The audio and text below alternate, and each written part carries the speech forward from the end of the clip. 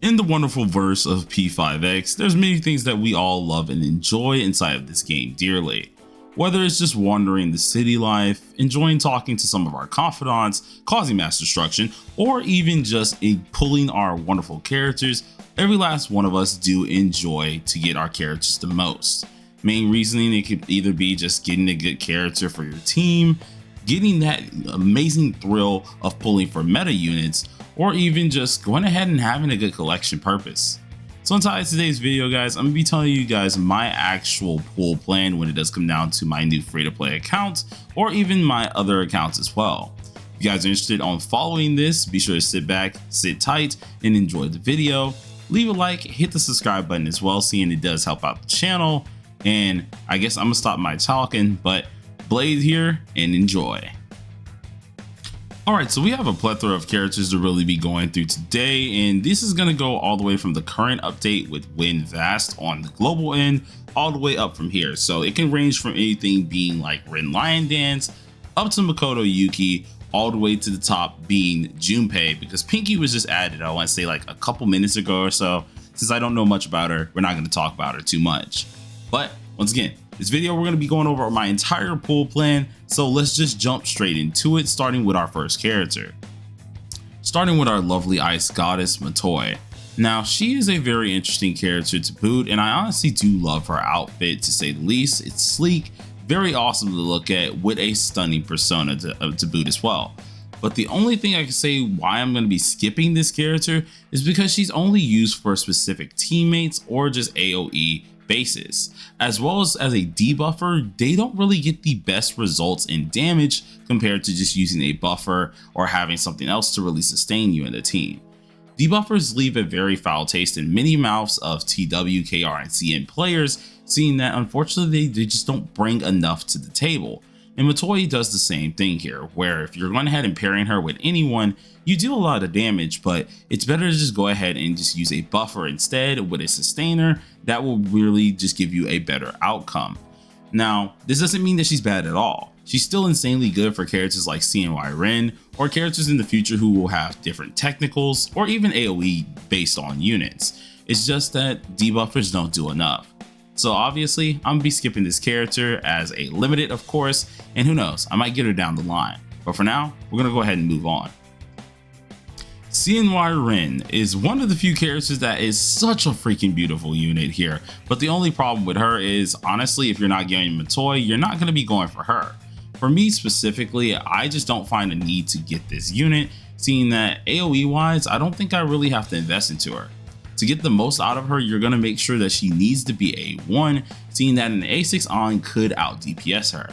Now, this is based on before buffs with her being in the game here, so I mean, she could get better down the line, but I really just don't see a need to summon for a character when I could just A6 on or use a standard character and deal pretty much the exact same damage. I think the character is an amazing person to go ahead and invest into. If you really do love her, or if you have Matoi, obviously you would summon for her. But personally for me, I'm going to be skipping and trying to save as many gems as possible to really prepare for the anniversary and Turbo's pulls. But with that out of the mind, I do have to say, beautiful freaking persona. I definitely got to say that big time. But we're going to go ahead and move on to the next one. Bringing the princess in here, or the queen, to many people here, I can say Violet is insanely good and insanely worth for a lot of folks. Unfortunately, I won't be the person to actually pull her anymore, mainly because I'm still utilizing Makoto Nijima to really be my single target person. Now, single target is in a very interesting way. This character isn't bad. She was the first character to be able to hit crits on her highlight before the twins came into the fray, but she is still a good character overall. The only downside that I really see about her, which is another reason that I'm not going to be picking her up and she's a skip for me, is because the character takes a little while to actually set up, and her main use is going to be with that lovely masquerade form and her highlight. If those are the only things I get out the deal, then I don't want that deal itself. I can just go ahead and use Makoto, deal a decent bit of damage, of course not nearly as much damage as her, but still deal enough damage. Plus it allows me to kind of skip another patch itself and prepare for the anniversary.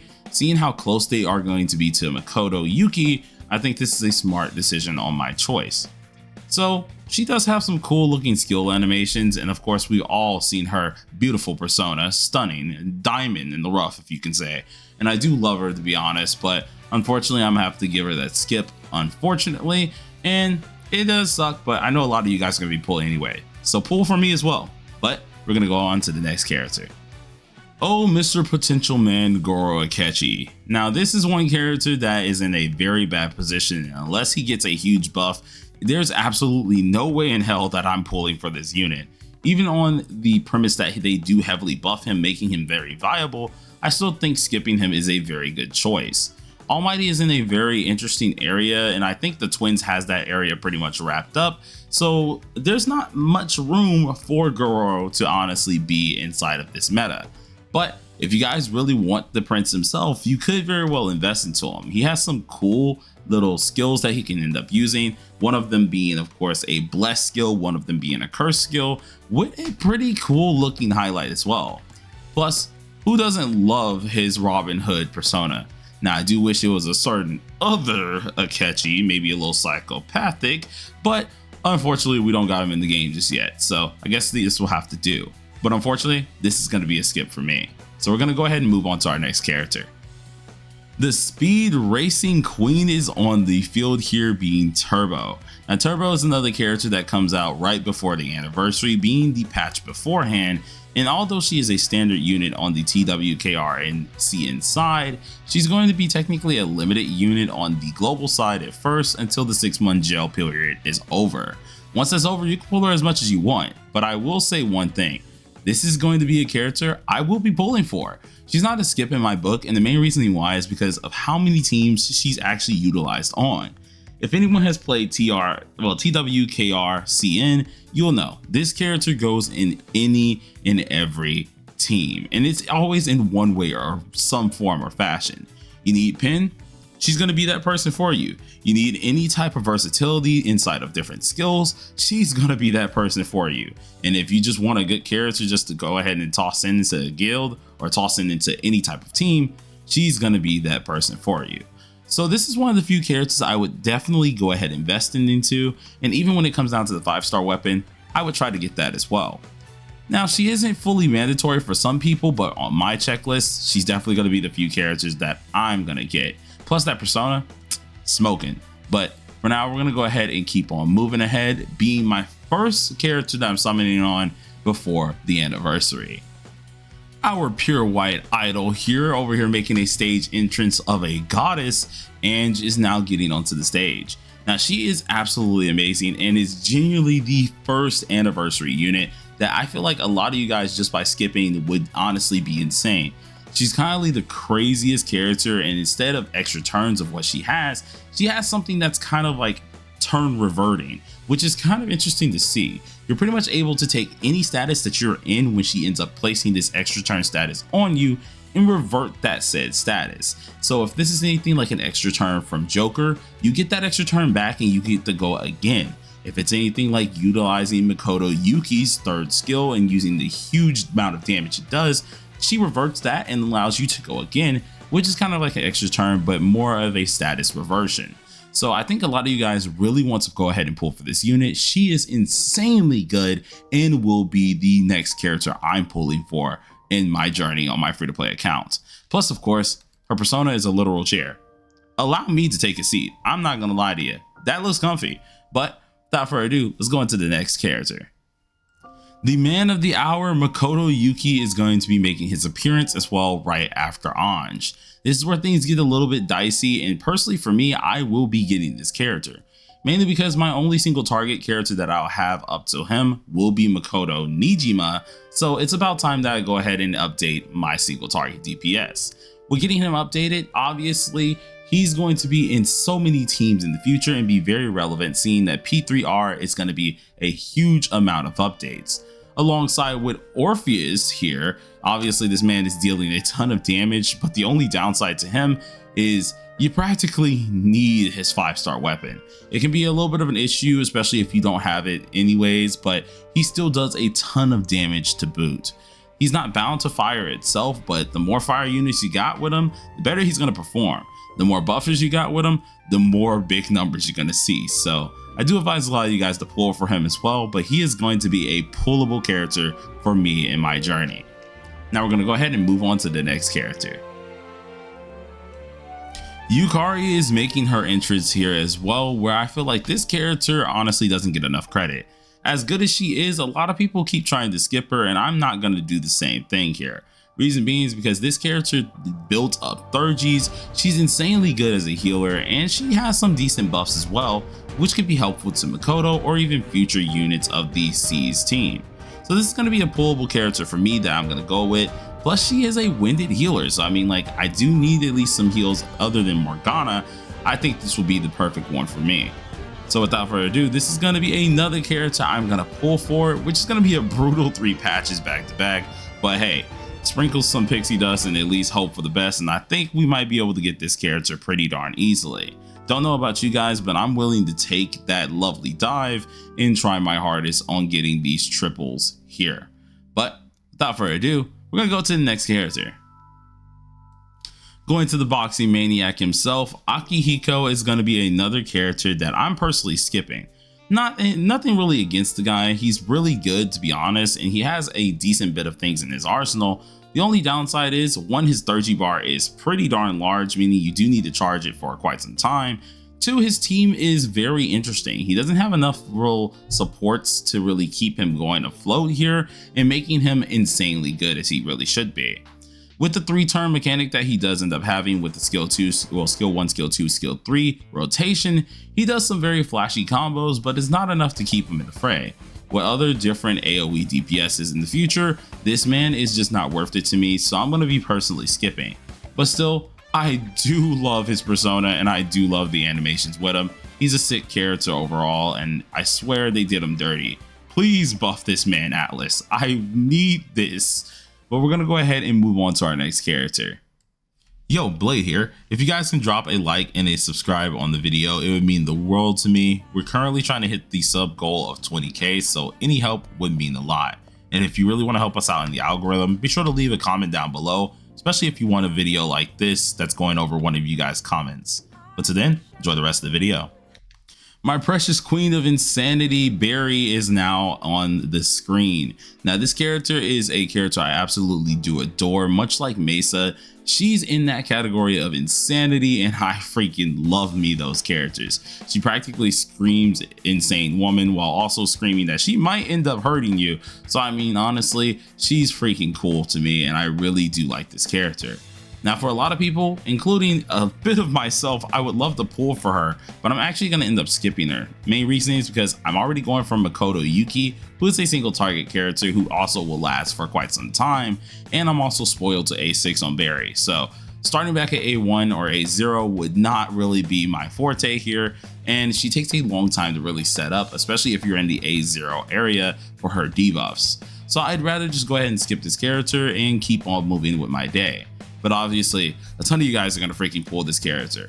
Not to mention, the persona looks kind of like a weird female Thanatos. I don't know if you guys can see it, but I think I do too a little bit, because you got the little coffin backgrounds here or something right there, which looks pretty much like the backing of Thanatos as well. Well, you guys let me know what you think down below in the comment section. Immediately getting started with the summer vibes here, we have Summer Minami, and this is one of the few characters I have to say you are crazy if you skip this character. I'm not even gonna just sugarcoat it. We're not gonna do anything fancy. You guys see the trailer. She's freaking stunning. Do not skip this character. She is the best buffer inside of the game, and probably will be for a long while until we get like a different buffer down the line. Character's freaking awesome. Has a stunning looking persona as per usual, but I guess you guys are mainly just going to be checking out the fit for the most part. And I know a lot of you guys who don't like us showing all the skin here. You want to use her nursing outfit. Unfortunately, you can't change it, so you're going to have to either get over it or probably skip her. But I'm personally pulling for her, and she is stinking amazing. So with that said, let's go ahead and get to the next character. Playful, beautiful, and an absolute oceanic nuke, this character being Summer Puppet is actually insane. She does a little bit of everything, with her being an AoE DPS for ice and absolutely throwing "Shut the fuck up, know your fucking place, trash," Yusuke in the trash where he kind of belongs at this point. She is honestly really good, and she gets even stronger as you continue using her skills. With the follow-ups that she ends up being able to go ahead and throw out easily, you're going to see numbers like you never ever saw before. Unfortunately, I'm going to end up skipping this character because mainly she's closer to Minami, but also because there is one other AoE DPS that I have my eyes on that I'd rather invest in instead. Now, granted, I'm going to be stuck with a very weak ice AoE DPS for quite some time, but I think I'd rather stick with that than going ahead and just pulling for this character and getting myself in a gem deficit. So I think this is honestly the best choice for me. I'm going to skip this unit, though many of you might go for her instead. But for now, we're going to move on to the next character. Oh, Blitz, my gang leading teacher, I absolutely adore you. So it really does hurt me to say this, but I'm going to be skipping this character. She has everything you could want. Some high boots that absolutely look like she can stomp your face in. Some cool looking electric moves, as well as a very cool looking persona. The only downside to her is, once again, it's holding her back. It's going to be the debuffing side. Debuffers aren't really respected in this game too much unless they bring a ton to the table, and unfortunately, as good as she is, she's only good in the debuffer bracket. You don't really get much out of her unless you're absolutely spending that crazy money for A6. Other than that, you get kind of the basic version of her, which is still really good, just not good enough to go ahead and summon over. I think for me, unfortunately, I'm gonna have to skip her, though she will forever be the one character I want, and I don't mind her resting her boot on my face. So obviously, we're gonna have to deal with that. But enough of talking with that, let's go ahead and go to the next character. Our lovely Hatsune Miku 2.0 is here, being BUI Prism, and inside of this one, I definitely gotta say, this was a hard decision on me. If it wasn't that I decided to just go with the regular single target character that I already have, being Makoto Yuki, I would obviously go for this character. She does a little bit too much with being able to cycle pretty easily, getting some crazy damage numbers, all the way to being able to deal AoE, all-out attack damage. Yeah, you heard that. She's the only character who can deal all-out attack damage on normal skills, which is honestly a feat in its own. There's no other characters who can really do this, and she is insanely worth it with some stunning effects as well. What a cool dagger that she brings in the future too, that I think she's honestly the best looking unit in the game. It just kind of sucks that I already have one single target character, so I'm gonna have to press that skip button on this character.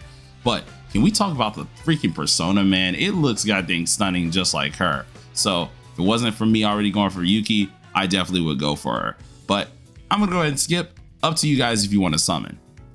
Going to my redheaded queen, Mitsuru is going to be a must pull for me. As much as I'm trying to do everything in my power to make Makoto Yuki as strong as possible, Mitsuru is his best in slot, so I have no other choice than pulling, which honestly, I got no problems with it. I got the redhead on my side while also being able to deal a ton of damage at A0. Who can beat that? Plus, a good pointer for me is I don't need to go for her 5-star weapon. I can stick with the 4-star if I want to. So that's a huge dub for me. More gems I can go ahead and save, which is a freaking amazing thing in my own standpoint. But you guys can go ahead and skip her if you do like. I personally am summoning for this character, and I hope you guys do too as well. But with that out the way, let's go to the next unit. Leading to our very knowledgeable Navi, here we have Fuuka. Now, Fuuka is one of the few characters that is just like Ange in them, where I definitely say if you skip them, you're kind of crazy. She's one of the few other Navis that we do have in the game, being the third limited Navi that we do have in the game, and boy do you notice it. She brings in a lot of different mechanics, such as being able to swap in a 5th party member into the fray, while also allowing you to either automatically use your ultimate whenever you have her A2, or even just swap it given wills at time with the A1 or higher. So it is pretty darn good to see this character being in the game, and I definitely will be pulling for them no matter what. I think this character, without a doubt, is just insane to really miss here. The persona even looks kind of cool too, so I mean, like, it's kind of a win-win in my book. I get a cool character, cool persona, and also some crazy skills. I'm not passing that up at all. So without further ado, we're gonna go ahead and swap out to the next character. Luce and Noct. This is one of the few characters that I really do love to play here, and without a stinking doubt, I would love to honestly invest into this unit. I'm definitely going to. He is a must summon for me, mainly because at A0, he's still outdoing most A6 AoE characters, and it's honestly insane. The only other character that he's not outdoing like all the way is Summer Puppet, and it's only like by a 10% margin. So I mean, they're both insanely good for AoE, but I want to go for this character for specifically one other reason. Alongside of him, if they're doing it the same way on TW, KR, and CN, there will be a point where you can both get him and of course Soy for free. So if you summon for him, you get Soy for free. If you summon for his weapon, you get Soy's weapon for free, and vice versa. So if you decide to summon for either one of these characters, you will get the other for free. There's no need for me to really talk too much about these units here.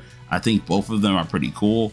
For me personally, if I'm summoning on Soy, I'm definitely getting my Luce, and if I summon on Luce, I'm definitely getting Soy. Thought this was the best way to really go about talking about both of these characters. Not to mention, I think it's just the only way to talk about them, because they're going to be in the same patch anyways. So I think you guys should try and check that out. But without further ado here, we're going to go on to our next and last character. Lastly is Junpei. Now Junpei, our ace detective here, honestly is one of the few characters that's on a very teeter-tottery type standpoint.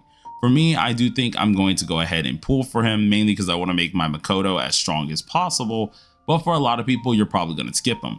One, because he only is usable inside of a fire team, but also two, you really don't need him the most with anything else. If it's not fire, you don't use him anywhere. And even on fire teams, as good as he is, you really want him only with Makoto, because that is going to be Makoto's right-hand man, which fits him pretty darn good. Though I still do wish he was a physical damager, I guess I'll take a lovely guardian as well, because we will need those in the future. Though his 5-star weapon, it doesn't look too impressive. He doesn't really need it either, so that's kind of a plus for me. I can stick with the 4-star, saving more gems and being able to get more pulls. But with that out the way, that covers all the characters. So as I did say, among this amazing verse of P5X, there are many characters you can pull for, many characters that you could adore, but for my pull plan, those are the characters I'm going over. Whether it's because I absolutely love the unit or just want to actually cause a nuclear bomb on my enemy, I still would like to pull these units. You can go ahead and follow my pull plan as well. I ain't really have to describe too much on this one, seeing it is a just skip or not skip. And if you guys want more of a detailed reason of why I'm deciding to do this, let me know down below in the comment section. I'll try to answer as many questions as possible. But till then, thank you for watching. Hit the like button, hit the subscribe button, and peace on out.